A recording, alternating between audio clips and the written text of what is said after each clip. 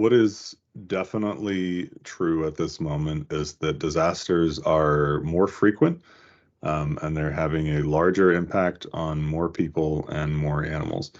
And so the frequency and the ferocity, the scope and scale of everything is changing quite rapidly.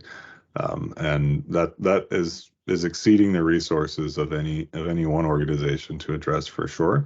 And pretty collectively as well. If you think about the sort of ongoing concurrent humanitarian crises, if you think about Gaza and Sudan and just Ukraine, to name some of the top three, but those are by no means the only crises that are ongoing. And whether you consider any one of them climate driven or human driven or whatever, we're seeing more issues, and we're seeing more wildfires, we're seeing more floods that are lasting longer. Pakistan has, I think, a third of the country flooded last year, and the expectations are that much of it will flood again this year. So we have recurrent disasters, and we have those sporadic disasters that may crop up anywhere, which can all seem very depressing. But there are a lot of people and a lot of organizations that are working hard to be on the forefront of helping communities prepare, to become more disaster resilient.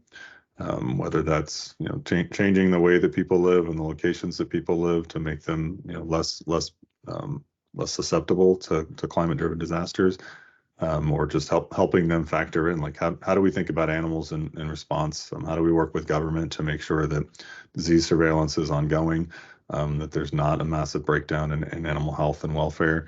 There's a lot of different pieces, but there's a lot of good work being done, a lot of education and messaging that needs to get out. People need to understand that disaster is likely to come to a majority of humans on Earth. And that we have individual responsibilities. If you have pets, if you have livestock, there's an individual responsibility. You can't expect anyone to come and help. So what can you do to be prepared for you and your own animals?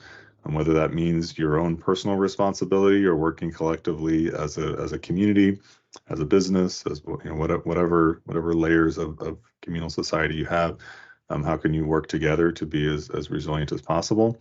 And then after that, after an incident has happened, then we have to just look at what has transpired and what animals and communities are in need at this point.